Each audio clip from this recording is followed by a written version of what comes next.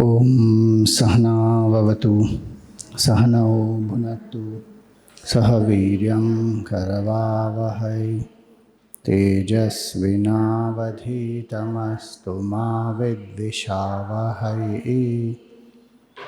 Om Shanti Shanti Shanti. Om Sadashivasamarambham Shankaracharya Madhyamam Asmadacharya Paryantam Vande Guru Paramparam Shruti Smriti Purananam Alayam Karunalayam Namami Bhagavatpadam Shankaram Lokashankaram Shankaram Shankaracharyam Keshavam Badarayanam Sutrabhashyakritav Vande Bhagavantau Punah Punaha Samastajana Kalyane Niratam Karunamayam Namami Chinmayam Devam Sadgurum Brahma Vidvaram.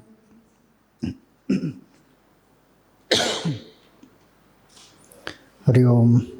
Salutations to all. So we will chant from verse 277 up to 281.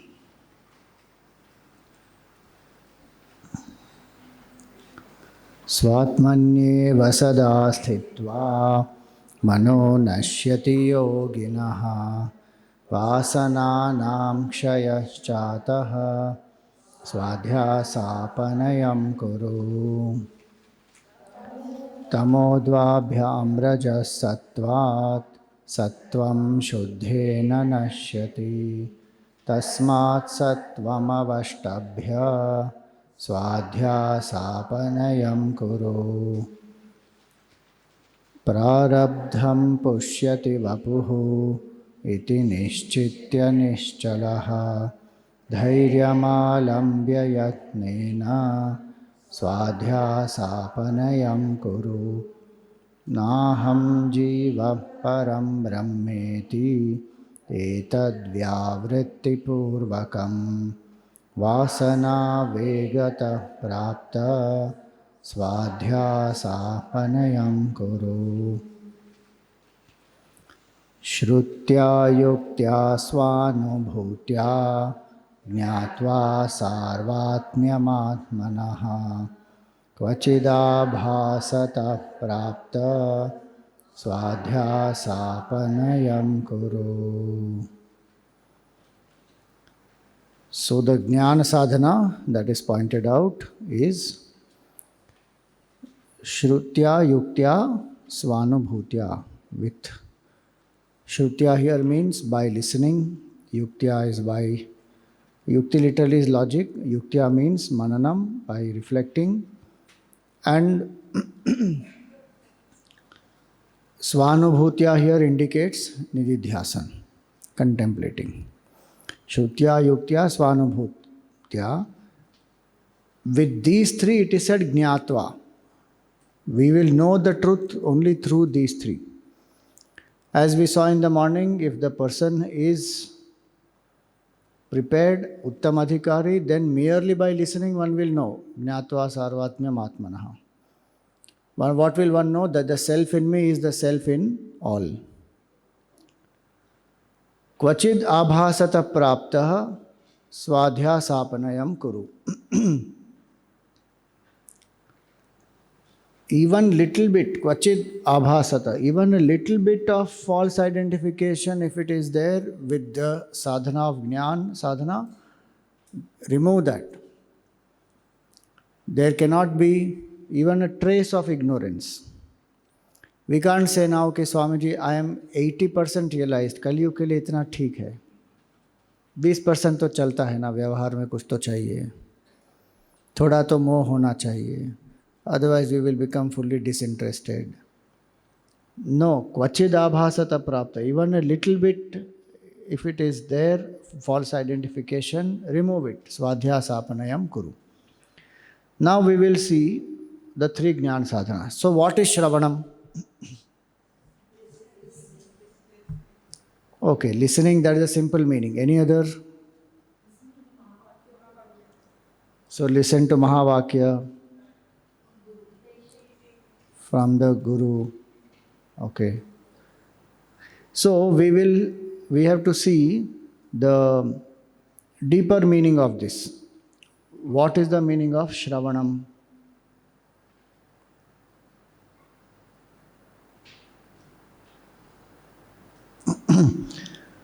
So Shravanam has, as per Vedant Sar, if we go, it is defined very beautifully.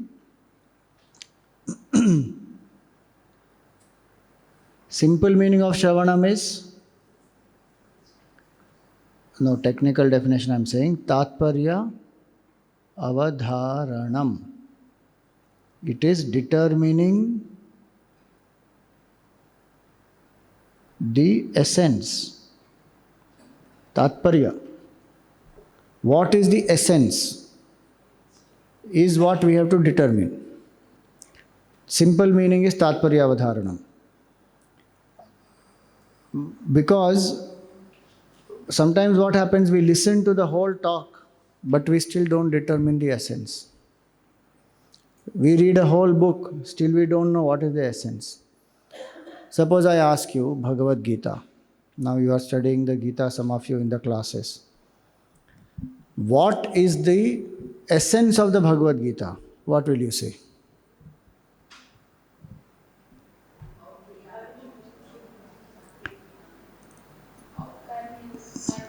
कर्म योग, ब्रह्म सत्यम जगत मिथ्या, वो उसमें लिखा है गीता में. Essence of life is what? I can say enjoyment is also essence of life. How to live life, how to do karma, get to do dharma, find the way to moksha. Manual for life. One can't hear you. Ishwar Arpan Buddhi. So see, what you are saying, no doubt, it is one of the some of the important aspects of the Gita. But tell me, Gita is a Dharma Shastra or Moksha Shastra?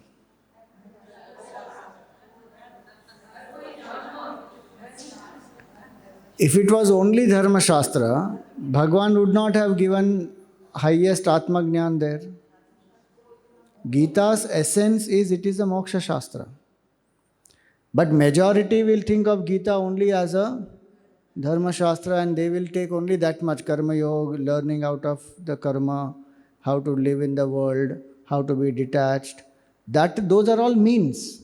The main purpose of the Gita is to tell Arjun his Swarupa Dharma, who he is truly, which is what destroyed his delusion. When Bhagavan began his Upadesh in the second chapter, 11th verse, what did he say? Did he give pep talk to Arjun? Come on Arjun, you can do it. It's there in you. You have already defeated Kauravas earlier. You can do it. Give up your weakness. Get up. Do your duty. Yay! Nothing. Straight away he started with what? No, not Sita Prajna. Ashocyanan vashochastvam prajnavadancha bhashase gata suncha nanu shochanti pandita. He started with that, saying that you are grieving for those who don't deserve to be grieved for. The wise grieve neither for the living nor for the dead. Why they don't grieve for the living? Because unka prarabdha hai, what they will have to go through, they will go through. I can do whatever I can do, beyond that I can't do anything. And they don't grieve for the dead. Why? Because jatasya hi dhruvam mrityu dhruvam janma mritasya cha. That which is born will die, and that which is dying will be reborn. Tasmada pariharyarthe natvam shochitum arhasi. That is from Jiva standpoint. And from Atma standpoint, najayate mriyate va kadachit. There is neither birth nor there is death. So the essence of the Gita, if you see first Upadesha of Bhagavan, is Achocyanan Vachochastvam. You see the last Upadesha of Bhagavan, Sarva Dharman Parityajya Mamekam Sharanam Braja. Aham tva sarva papebhyo moksha ishyami. He says, I will liberate you from all the sins. And what is the basic sin? The original sin is what? Not knowing who am I. Ignorance of the self leads to false identification. That is the original sin. So Gita is a moksha shastra. Now if I have done Shravanam properly, then I will say Gita is a moksha shastra. The essence of the Gita is to realize the truth. To know who am I. That's the essence of the Gita. Karma Yoga, detachment, Ishwararpana Buddhi, manual of life, all these are right in their own place. They are preparatory means. The main teaching of the Gita is what? It is to realize the truth. Swarupa Dharma. In this way, one has to identify what is the essence of the entire Veda. Some people say to go to Swarga is the essence of the entire Veda. Some people will say to attain Punya is the essence of the Veda. To live a dharmic life is the essence of Veda. But what is the essence of entire Vedic knowledge? You are infinite consciousness. Tat Tvam Asi. That is the essence. So to determine the essence is called Shravanam. So I am going to share here the full definition. See, for you to understand simply I have given this much, the Tatparya Avadharanam. The full definition given by Swami Sadanandji is what? So he says here that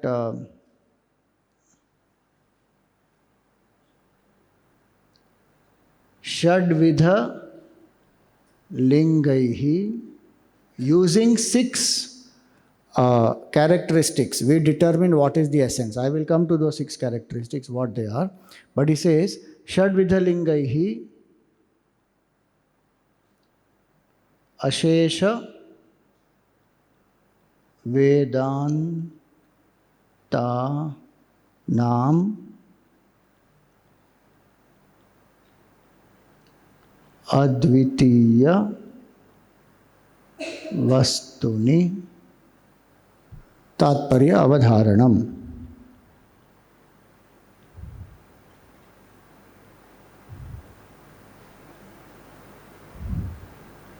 This is called Shravanam, meaning to determine Ashesha Vedantanam, the whole Vedanta. What is the essence? Advitiya Vastuni. That Advitiya Vastu, which is the self, to determine that the whole essence of the Vedic knowledge is Vedanta, which is telling me about my true consciousness as my nature. That using the Shadvidha Linga, that is called as Shravanam.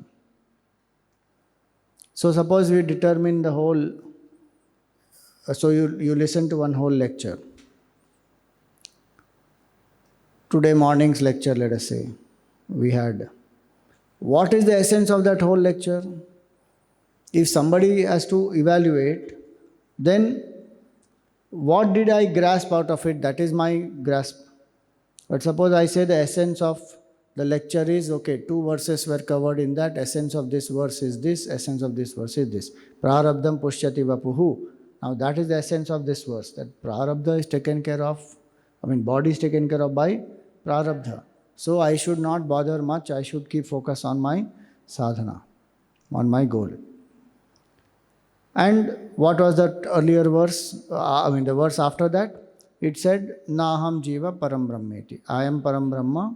So no matter how much vasana pressure will push me, I should keep on putting the effort to realize the truth. That is the essence.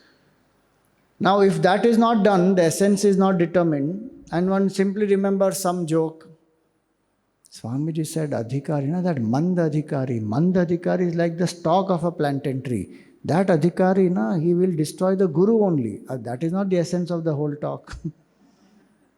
But some joke, some humor, something one remembers, but the main point one has forgotten. Then what has happened? Shravanam didn't happen properly. Somebody went to a lecture, one man, he went to the lecture. And when the lecture got over, he came back.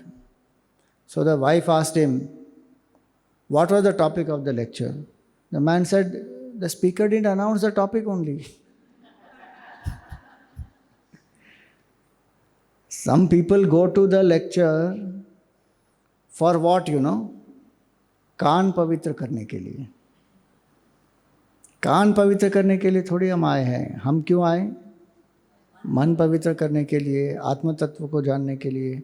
So what is the essence? I have to find out that and grasp that. Then I have done Shravanam properly. Otherwise, words fall on the ears and one keeps nodding also. And after some time, one becomes what we call professional listener. Professional listener meaning every talk of Vedanta, they will be there. You can find them.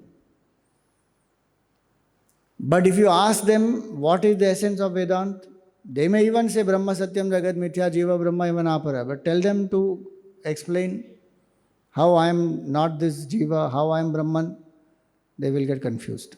Or they may not have enough clarity. Why? They may not have heard properly, listened, and determined the essence, grasped the knowledge thoroughly. So now what are the ways? Here it is said Shad Vidha Lingaihi, with 6 characteristics to determine the whole essence of Advaita Vedanta is that my nature is consciousness. So what are these 6? 1 is Upakrama. Upakrama is what is in the beginning. 2, Upasamhara, what is in the end. Upakrama, Upasamhara, Abhyasa. So Abhyasa here is not practice. Abhyasa here is repetition. What is repeated again and again? Abhyasa. Then Apurvata. What is the uniqueness? Or you say originality.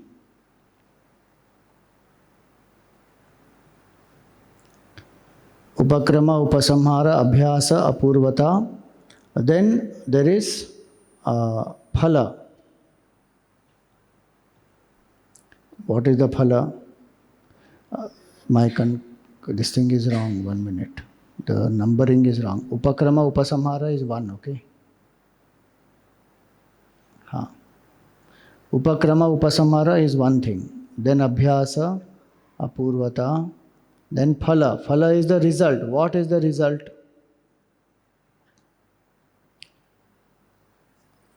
Then 5th one is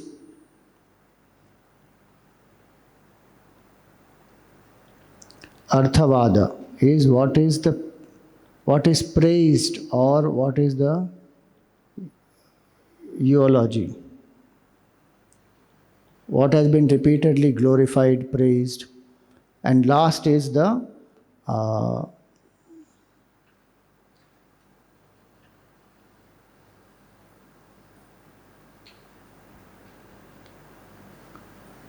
Upakrama, Upasamhara, Apurvata, Phala, Arthavada, and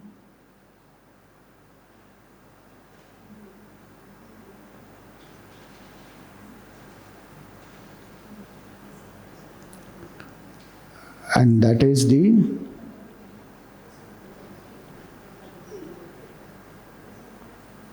demonstration.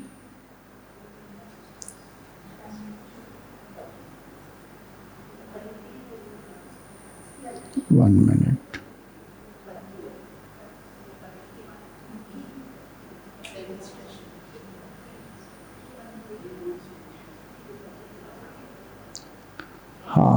One minute. It will not be Upatti, it will be Patti.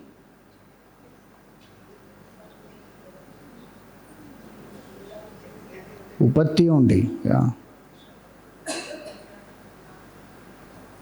They also have the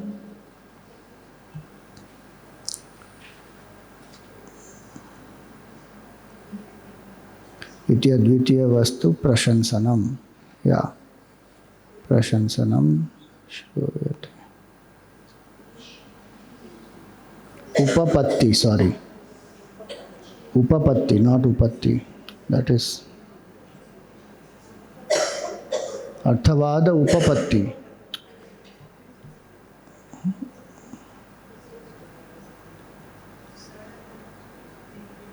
Upapatti it is, not Upatti. Upapatti is demonstration. So, these are the things which one has to apply.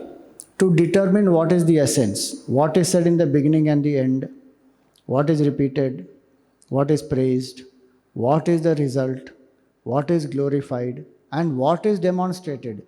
You can do this for any grantha, Ramayana, Bhagavatam, Gita, any book.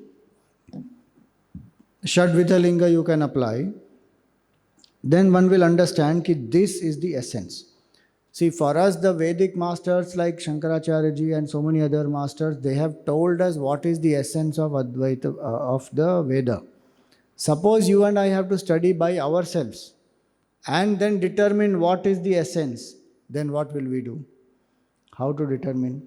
Then these are the 6 things we have to apply. Then we will understand, okay, what is the means and what is the goal? What is the essence? So this is called as Shravanam. So when we listen to the teacher, we grasp of the Advaitic knowledge is such. We may say Brahma Satyam, Jagat Mithya, Jiva Brahmaiva Naparaha. These 3 is the essence of Vedanta, no doubt.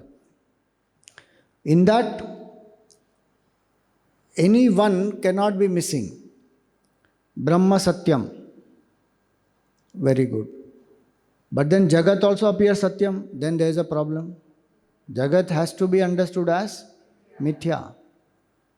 And Jiva Brahmaiva Naparaha. I am one with that Brahman. Otherwise one will think, okay, some Brahman is Satyam and the Jagat is Mithya. What has got to do with me?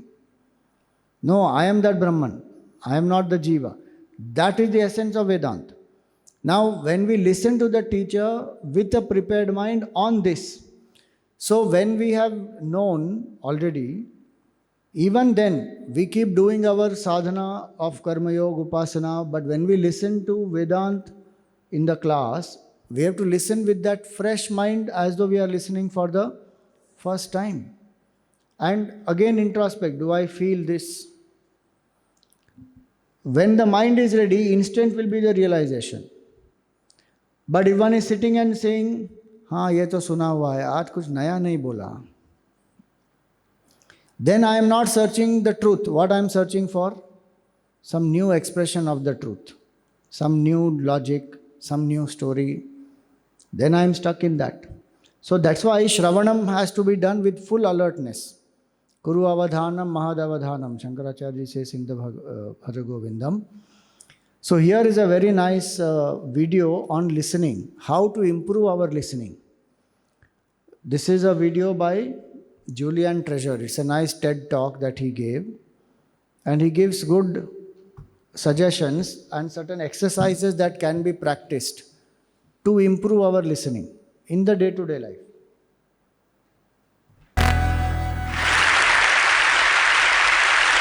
We are losing our listening. We spend roughly 60% of our communication time listening, but we're not very good at it. We retain just 25% of what we hear. Now, not you, not this talk, but that is generally true. Let's define listening as making meaning from sound. It's a mental process, and it's a process of extraction. We use some pretty cool techniques to do this. One of them is pattern recognition. So in a cocktail party like this, if I say, David, Sarah, pay attention, some of you just sat up. We recognize patterns to distinguish noise from signal, and especially our name. Differencing is another technique we use. If I left this pink noise on for more than a couple of minutes, you would literally cease to hear it. We listen to differences, we discount sounds that remain the same. And then there is a whole range of filters. These filters take us from all sound down to what we pay attention to. Most people are entirely unconscious of these filters, but they actually create our reality in a way because they tell us what we're paying attention to right now. I'll give you one example of that. Intention is very important in sound, in listening. When I married my wife, I promised her that I would listen to her every day as if for the first time. Now that's something I fall short of on a daily basis. But it's a great intention to have in a relationship. But that's not all. Sound places us in space and in time. If you close your eyes right now in this room, you're aware of the size of the room from the reverberation and the bouncing of the sound off the surfaces. And you're aware of how many people are around you because of the micro noises you're receiving. And sound places us in time as well, because sound always has time embedded in it. In fact, I would suggest that our listening is the main way that we experience the flow of time from past to future. So, sonority is time and meaning, a great quote. I said at the beginning, we're losing our listening. Why did I say that? Well, there are a lot of reasons for this. First of all, we invented ways of recording. First, writing, then audio recording, and now video recording as well. The premium on accurate and careful listening has simply disappeared.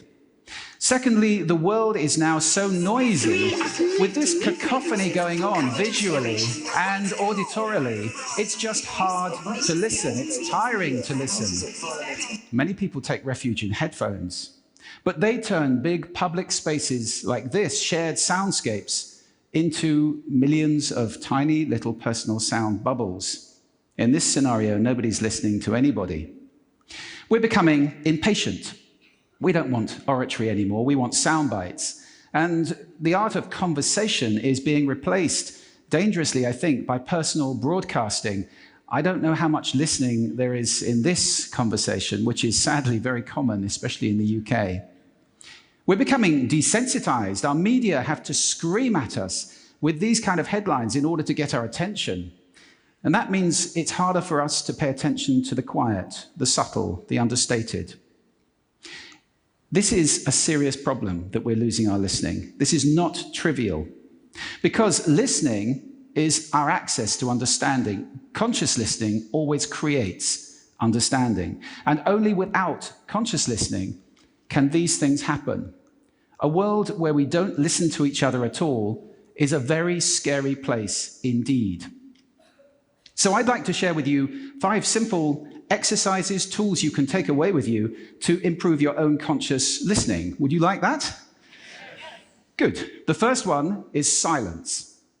Just 3 minutes a day of silence is a wonderful exercise to reset your ears and to recalibrate so that you can hear the quiet again. If you can't get absolute silence, go for quiet. That's absolutely fine. Second, I call this the mixer. So even if you're in a noisy environment like this, and we all spend a lot of time in places like this, listen in the coffee bar to how many channels of sound can I hear? How many individual channels in that mix am I listening to? You can do it in a beautiful place as well, like a lake. How many birds am I hearing? Where are they? Where are those ripples? It's a great exercise for improving the quality of your listening. Third, this exercise I call savoring, and this is a beautiful exercise. It's about enjoying mundane sounds. This, for example, is my tumble dryer. It's a waltz. 1, 2, 3, 1, 2, 3, 1, 2, 3. I love it. Or just try this one on for size.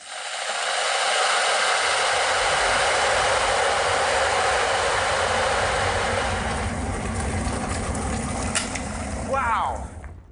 So mundane sounds can be really interesting if you pay attention. I call that the hidden choir. It's around us all the time.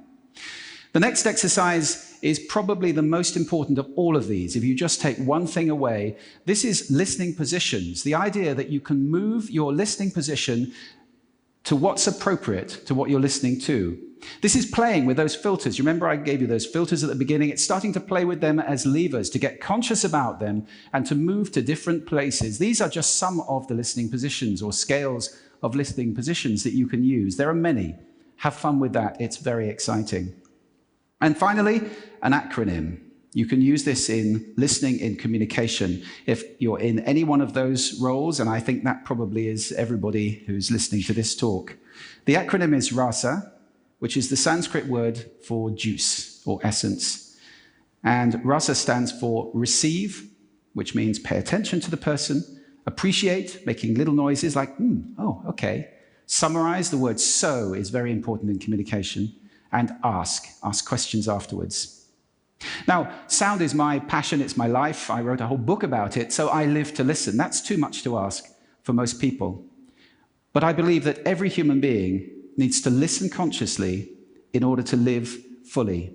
connected in space and in time to the physical world around us, connected in understanding to each other, not to mention spiritually connected, because every spiritual path I know of has listening and contemplation at its heart.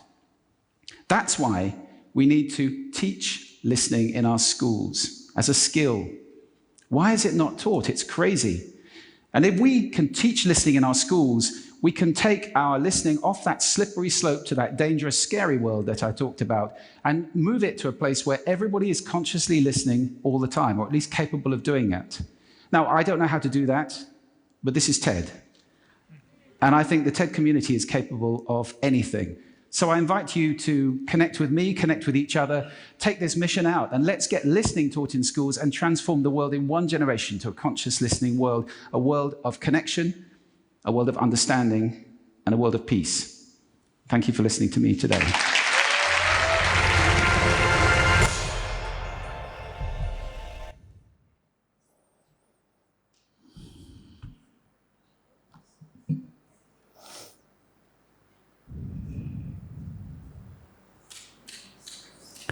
So what are the 5 techniques he said? Don't see your book. If you did your listening, you will remember. Bolo. What are the 5 techniques to improve? 3 minutes of silence. Second, mixer. So many sounds which are there, identify. Third, mundane sounds. Enjoy the mundane sounds. Pay attention and enjoy. Fourth, listening positions. Active, passive, empathetic, critical, reductive, expansive. And last, what is rasa? He said it wrongly. At least you say properly, rasa. Receive, appreciate, summarize and ask. Easy not to apply these 5. In daily life, if we apply these, listening will improve quite a lot. And so this is Shravanam. When we listen with full attention. You know, Tapon Maharaj, Gurudev's guru, he was so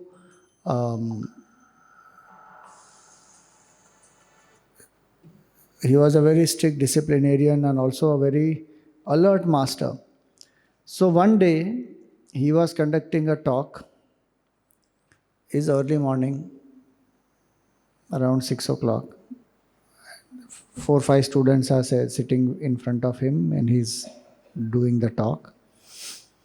And one crow made a sound on the branch of a tree. And one student looked up. And Tapon Maharaj said, Purnamada Purnamidam. He said, I can't teach such inalert students. Imagine what level of ekagrata is required to listen to Vedanta. If Tapon Maharaj had to teach today and teach us, he wouldn't be able to complete one class.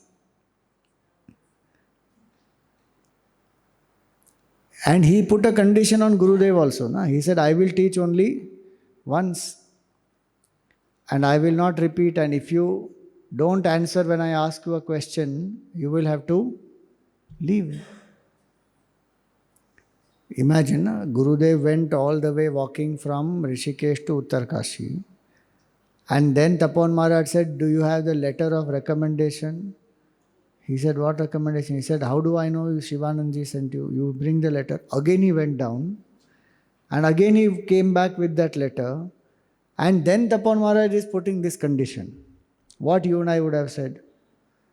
A condition you should have told before only. I would not have come back. But Gurudev lived there. And he used to listen. And you know how he was listening? So can you guess in which language Tapon Maharaj taught Gurudev?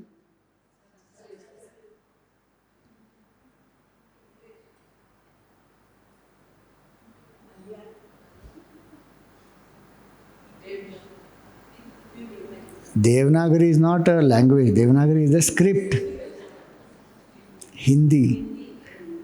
Both of them are Malayalis, both of them know English, but there are other students also who have come to Tapon Maharaj. So Tapon Maharaj taught Gurudev in Hindi That's why you will find Gurudev using Hindi sometimes in between his talk. Suddenly say, Kaunteya, he'll say, Kuntika bete, like that he will say. Why? Because he learnt in Hindi. So he's listening in Hindi and he's writing notes in English. You try doing that once. English talk, Hindi notes. Hindi talk, English notes. Swamiji, English talk, English notes, only we are not able to write properly. Hindi talk, English notes. How much must be his listening? And Tapon Maharaj would ask, Gurudev would ask Tapon Maharaj so many questions that till he doesn't understand that topic properly, he won't allow Tapon Maharaj to move forward. So if Tapon Maharaj put a condition, Gurudev also was very smart. He said, I won't allow him to move forward till my doubts are cleared. Once the doubts are cleared, then anytime anybody asks, one can reply.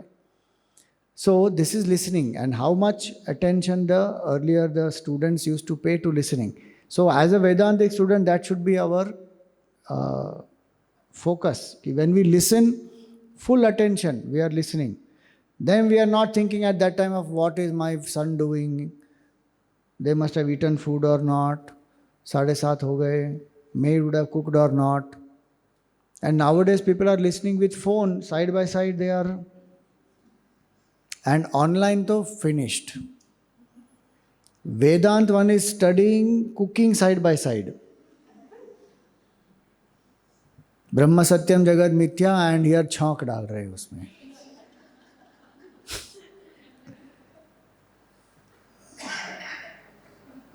I don't know how you take the online class, but if you take the online class, you should tell everybody, put the video on and sit in one place and listen and interact. Study class is supposed to be discussion and interaction, not a lecture class. If they put their videos off, then we don't know what they are doing. Somebody lying down also and happily listening to Vedant. Somebody is in their banyan. Somebody is just, cooking. Somebody is moving around. Somebody is driving. Kuch bhi hota hai online mein. Vedant is not to be learnt like that. Vedant has to be learnt with single pointedness. And so, Shravanam, that is the first sadhana. Now, when we listen to the teacher, we are listening to the Mahavakya about the oneness of the Jiva and Brahman. Now, obviously, there will be questions, there will be doubts that will arise. So, when the doubts arise, then the second sadhana is Mananam. Mananam means reflection. Literally, man means to think. Man manute means to think. Here it is using the logic, scriptural logic. So what do you understand by reflection? In general, you tell me. Analyze. Anything else? Analysis when one does, okay, why it is said, we find reasoning and all that. Anything else we do in reflection?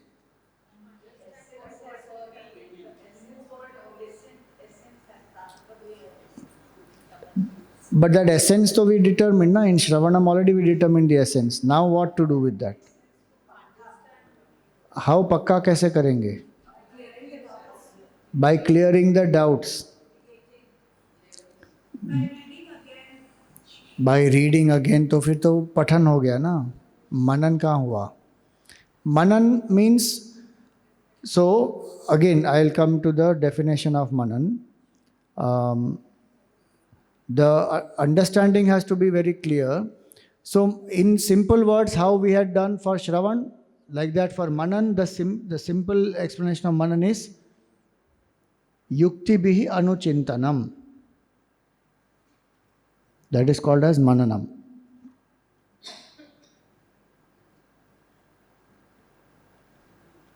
Yukti bihi anuchintanam.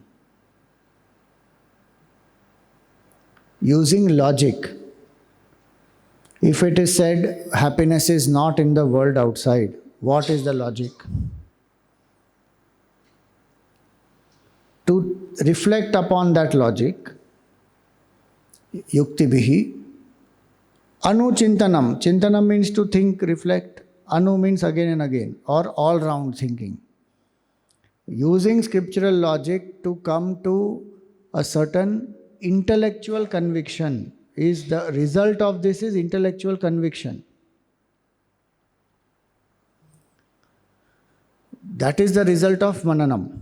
Shravanam, the result is I have known the truth. I have come to understand the truth. I have come to become aware of the truth. I have determined the essence. This is the truth. Now there will be doubts. So the doubts have to be clarified using logic by continuously reflecting, so that we are intellectually convinced that yes, what is said, this is the truth. Because it will clash with my existing knowledge. My knowledge says happiness is in the world outside. Vedanta is saying happiness is not in the world outside. So what is the logic for that? Why does Vedanta say happiness is not in the world outside? Today afternoon you ate jalebi. Jalebi gave happiness or not? So then why Vedanta saying happiness is not in the world outside? Huh? You will have stomach ache. Chalega, happiness ka price is stomach ache. I will pay, but happiness is there, na, in the jalebi. It is temporary, it is not permanent. Vedanta is saying there is no happiness there. Temporary, permanent, to dusri baat hai. Happiness only is not there. I am projecting my happiness on that. So if somebody likes, now today what was there in the afternoon? Bengan. Bengan and jalebi. Superb combination, no? If you like bengan, you lick the finger and say, "Wow, wow, bengan ka bharta or bhara hua bengan, oh, it was so nice." And somebody looking at you and say, "Arey, ye bengan kha." Yeah, pathetic it is. You know, Gurudev did not like bengan. There is one nice video of him. He's saying, when he's talking about raga and dvesha, he's saying, that which you don't like will chase you and find you where you are not. There it will come to you. He doesn't like bengan, so people, they don't know that he doesn't like it. But he goes to America and this one lady there, she calls him for the bhiksha, and what does she serve him? Eggplant, bengan. And she's proudly saying, "Swamiji, this is not available here. My son who is working in this airlines, he brought it from Delhi all the way there." And Gurudev says, "This is my prarabdha." Bengan was flown from Delhi and come here just because I don't like it now. Now where is happiness there? Somebody likes bengan and is so enjoying, and somebody doesn't like bengan.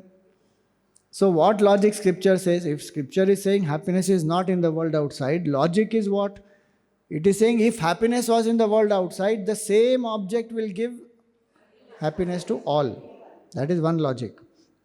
Second logic, same object to same person will give same experience at all times. But that doesn't happen. Sometimes that person enjoys the jalebi, sometimes the person doesn't enjoy. Suppose you come to know suddenly while you are eating jalebi that your son met with an accident. Now what will happen? Jalebi is same, no? It is still sweet, it is still nice, but will I feel happiness? Now my mind will be disturbed. Yare, what happened to my son? That time if somebody says, "Jalebi khalo," one will say, "What? How insensitive you are. My son met an accident." So if happiness was in the world outside, then we would have experienced happiness commonly. So now that is called yukti, logic given in the scripture, and then anubhuti. So using scriptural logic and experiential proof, one should get this conviction. So this is why it is very important to have this clarity that in the stage of mananam, we are to use logic and do our reflection. Puja Gurudev, he started the study class for this purpose. Why did he start the study class? Because when one is listening, in Vedanta, in a Subhashita, it is said very nicely, 25% of the learning happens with the teacher. Acharyat padam adatte. Padam shishya swamedhaya. 20% by the student's own reflection.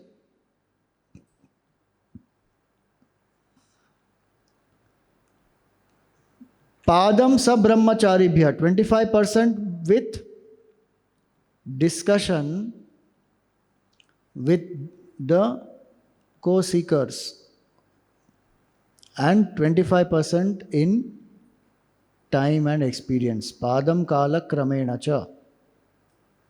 So, in general, knowledge will arise in these 4 steps, which is why it is important to discuss. In a study class, you should not be doing Shravanam. In a study class, what should you do? Discuss, bring out the logic, bring out the doubts, examine it from the non-believer standpoint. Don't examine it with the believer standpoint alone. Examine it from non-believer standpoint, then you will know very clearly. Because if you convince a non-believer, you can convince anybody. Gurudev, the way he speaks in the talks, etc., he will keep the non-believer in mind and then he will address. And further, so at one level you examine it like a non-believer. Then the next level you go as a believer. Go deep into that. Find out all the different nuances of that. All different possibilities. That is called mananam. Otherwise what happens? In the study class also one is only listening. One person is talking, everybody is listening. It is very convenient escape. The mind doesn't reflect. And you know what will happen? This intellectual conviction will not happen then. And that's why people say, हम तो बहुत साल से जा रहे हैं study class में, कुछ नहीं हुआ और नहीं होगा. If you don't participate, nothing will happen. You only listen and come, कान पवित्र हो जाएंगे. But reflection has not happened. One should ask the doubts. For that one should think. Gurudev would say only 2 people have no doubts. One person is such a dumb fellow who doesn't know how to think, so he doesn't have doubts. And other person is a Jivan Mukta who has experience, so he also doesn't have doubt. If you are either of these 2 people, then you have no doubts. But if you are neither of these 2 people, then doubt should be there. How can there be no doubt?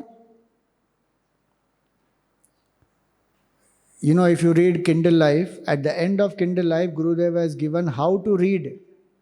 You know, the study scheme is given and which book, how many pages. And then he has also given how to read, how to study.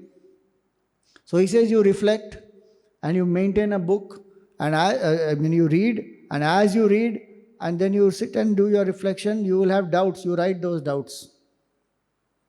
Then you ask the sevak in the next class. Study group method is supposed to be that a portion is allotted, you study, reflect upon it, come with your doubts, ask the sevak. Sevak is supposed to clear the doubts. And he says that, why he says you write down the book, the doubts. He also says that as you proceed, you may find some of the doubts will also get cleared, the text itself will clear it. And you write the doubt, you express the doubt very clearly. Otherwise some people, they don't have clarity about the doubt also. So we write, that is mananam. When using logic, my doubt is cleared, then it will lead to intellectual conviction. And once you are intellectually convinced, then it's only a matter of applying in practice. Tell me one thing, do we live by our intellectual conviction or we live by our knowledge?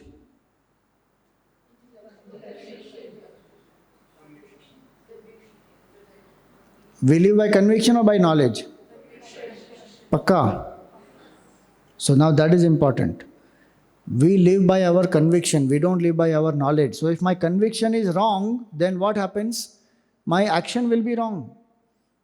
Simplest example, smoking is injurious to health. Knowledge is there, no? Everybody has. But why somebody is not dropping smoking? Because the intellectual conviction has not come. Don't say that they have the information. Just because I have information doesn't mean my intellectual conviction has changed. With all the knowledge and information, I may still hold on to my wrong conviction, my wrong notions. Why? Because what we saw in the evening Q&A session. I am attached to some pleasure that it gives. Now I don't want to let go of that. So I will hold on to that wrong notion. So my intellectual conviction has not changed. The moment intellectual conviction changes, then the journey is very fast. So much time we take only for intellectual conviction to change. Which is why when people say, I am intellectually convinced but I am not experiencing. If you are intellectually convinced, the experience will come very quickly. It's only a matter of nididhyasana. That is the third step that we will see. But if I am not intellectually convinced, then there is wrong knowledge which is there. It is only an appearance of intellectual conviction, but there's deep down there is wrong knowledge. Now that wrong knowledge doesn't allow me to live properly. So that is called the appearance of conviction or the illusion of conviction. I don't have real conviction. I am only having an illusion of conviction. If I had real conviction, I would not have any two thoughts about it. There will not be any contrary action also. Like simple example, fire is hot. Intellectually you are convinced also. Will you still put the hand in fire? I am intellectually convinced, but I still feel like putting. Jaake dalo. Does anybody do that? No. Intellectually convinced also, experience also is there. So there is no question of putting the hand there. But with the other things, that doesn't happen. I still hold on to the wrong notions. All of us know that forgiveness is good for us to free ourselves. Forgiveness is not for other person. Still, are we able to forgive? Why? Because our ego doesn't allow me to live by that conviction. My conviction still is, if I forgive, I will be taken for granted. So I will not forgive. Now I am living with that. So I will not forgive. Hold on to the grudge. One lady came to one Swamiji. 20 minutes she went on and on and on about her mother-in-law. My mother-in-law is like this, my mother-in-law is like that, I'm not happy and she doesn't treat me properly, this, that. 20 minutes she went on. Then that Swamiji also got very, So he said, Amma, where is your mother-in-law now? She died 20 years ago. Are she died 20 years ago. Why are you reliving that now? But this lady in her mind, she is replaying that whole thing again and again and again. She has not moved on. The mother-in-law is gone. उनका पुनर्जन्म भी हो गया होगा कहीं पे. She is still holding on to that. Our mind is like that. It will just hold on to all the wrong notion, and how much ever situation has changed, right knowledge has come, one will not apply. So that's why I need to change the intellectual conviction. Forgiveness. She did something, whatever she did, now forgive and move on. But no. Like that, so many examples one can see where I know what is right, but I don't land up doing. Dhritarashtra knows that he is supposed to do dharma and nyaya. Just give the kingdom that belongs to Pandavas to them. Actually, the whole kingdom belongs to them. He divided into half. He gave Pandavas the barren portion and he kept the good one, Hastinapur. He gave the Khanda Prastha to them. Chalo, at least that portion you give it back to them after the game of dice and the exile period is over. But no, everybody tries to convince him. Vidurji has gone, Krishna Bhagwan has gone, Bhishma, everybody goes. And he listens to everybody, and at the end of Vidur Niti, he tells Dhritarashtra, tells Vidurji, Vidur, what you are saying is all right. I know this is my duty as a king. I know I should give back the kingdom to Pandavas. But my attachment to the son, what can I do? I am very attached to my son. Pura Vidur Niti ke baad he says, I can't do anything. That is what happens. If I don't use logic properly, if I don't convince myself, if I don't change my intellectual conviction, Some attachment will be there, I will hold on to that. Then no matter how much I reflect, nothing will happen. So the definition of mananam is this. Vedanta anuguna yuktibhi anavaratam anuchintanam. This is the full definition of Vedanta. Shrutasya advitiya vastuno Vedanta anuguna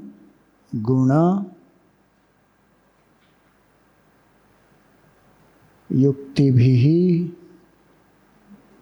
anavaratam anuchintanam.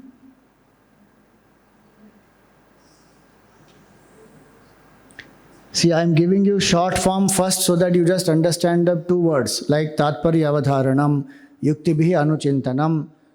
Now this is the full Shrutasya, whatever I have heard about Advitiya Vastu, about the infinite consciousness. Vedanta Anuguna Yuktibhi. The logic has to be as per Vedantic logic. Don't use any logic of anybody. Because logic is a double-edged sword. You can prove something, disprove something. Just because it is logical doesn't mean it is right. Simple example. I love the professor. Professor loves his daughter. I love professor's daughter. Very logical. A is equal to B, B is equal to C, so C is equal to A. Logic. But that is not true. So logic to anything I can use. Yukti bihi, Vedanta anuguna yukti bihi. As per Vedantic logic, why is Vedanta saying you are not the body, mind, intellect? So Vedantic logic is Drig, Drishya, Vivek. What is seen is different from the seer. Vedanta logic is Panchakosha Vivek. Vedanta logic is Avasthatraya Sakshi. Like that, what is the logic of Vedanta? I have to use that Jada Chetan Vivek. Then I will understand. If I simply use any logic, I may land up in some wrong conclusion. So Vedanta Anuguna Yukti Bhihi Anavaratam. Anavaratam means continuous. Till my doubts are not cleared, continuously use the logic and remove the doubts. Anuchintanam. Yukti bihi anavaratam anuchintanam. Continuously think about this. This is called mananam. This you can apply to anything. Suppose I want to give up some addiction. I have to use this. How? In a simpler way, I can use this much part. If I want to get out of this cigarette smoking habit, then continuously I have to reflect upon the ill effects of cigarette smoking. If I continuously reflect upon that and I change my conviction, I will drop it. In Vedanta we say, think of the pleasure of the pain and pain of the pleasure. This if one does, the conditioning will change. If I think of the pleasure of the pain of not drinking, smoking, or not smoking the cigarette, I feel uncomfortable, there is a pain in it. But what is the joy of that? I will be out of that habit. And what is the pleasure of that? What is the pain of that pleasure? If I keep smoking, what is the pain? Lungs will go for a toss, family will go through disturbances, my health will be not proper, I will die soon, all that. If I reflect on the good aspect of the dropping of smoking and the limitations of smoking, the pain of it, slowly my intellectual conviction will change. But this has to happen with ensuring that cigarette is put aside. I am smoking and reflecting on the pain of cigarette. Then it will not work. I have to put it aside and then do this reflection.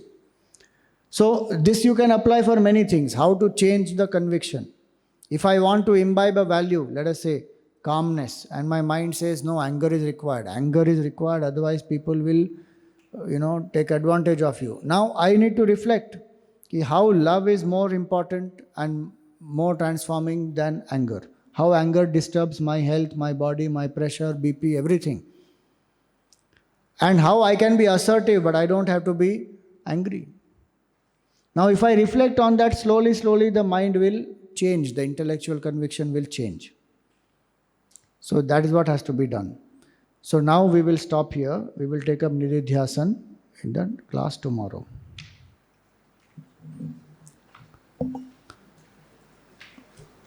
Om Purnamada Purnamidam Purnat Purnamudachyate Purnasya Purnamadaya Purnameva Vashishyate. Om Shanti Shanti Shanti. Harihi Om Shri Gurubhyo Namaha. Harihi Om.